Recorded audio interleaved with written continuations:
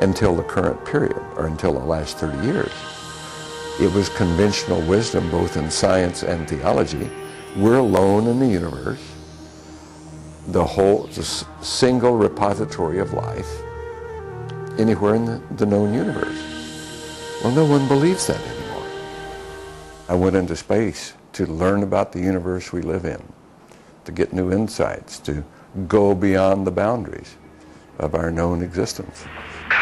Look okay? Apollo 14 astronaut and sixth man on the moon, Edgar Mitchell, states in his book, The Way of the Explorer, that he's never had first-hand experience with UFOs.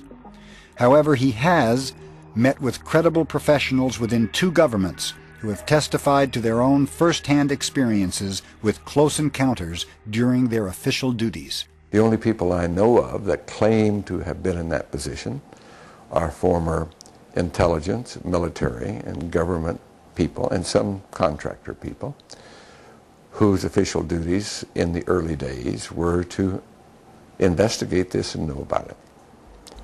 Those people were under, at that time, great restrictions and high security clearance that prevented them from telling the general public about it. Edgar Mitchell holds a PhD from MIT and stands to be a perfect candidate in this particular NASA UFO investigation. Mitchell says his research, including conversations with people who have worked in intelligence agencies and military groups, have convinced him that the American government has covered up the truth about UFOs for 50 years.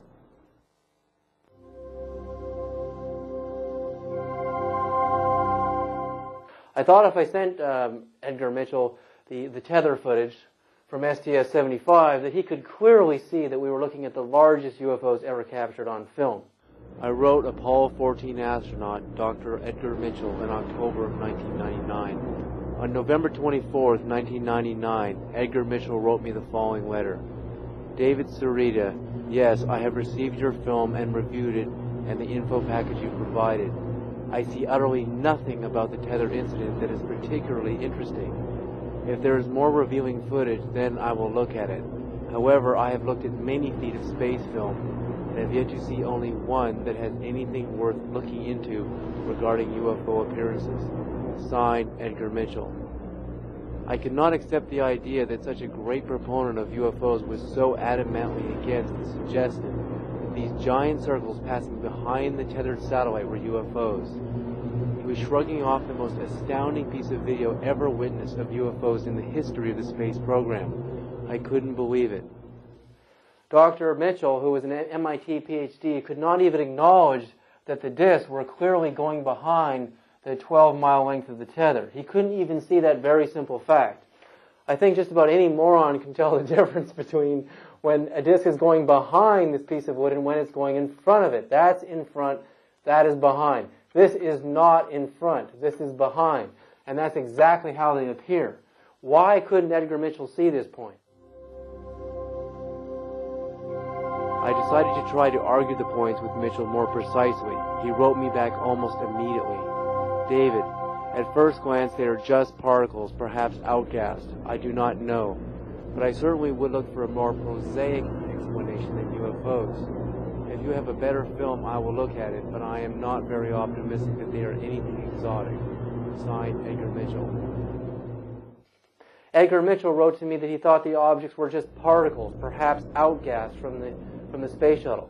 How does a particle appear to be visible from over 77 miles away? We're looking, the cameras on the space shuttle are at least 77 miles away and drifting past 100 miles. How do you see just little particles of dust floating by that appear as perfect, giant circles with notches cut out of the side, clearly passing behind the tether, pulsing with very sophisticated wave patterns? How do particles behave like this? Maybe I have to relearn and reinvestigate particle theory to understand some of these ideas, these ridiculous ideas that some of these scientists are coming up with.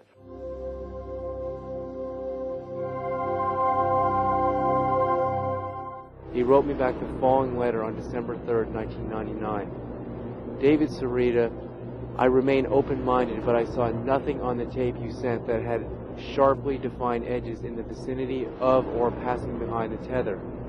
Also in the footage of the tether, the commentator on the spacecraft is making a running commentary.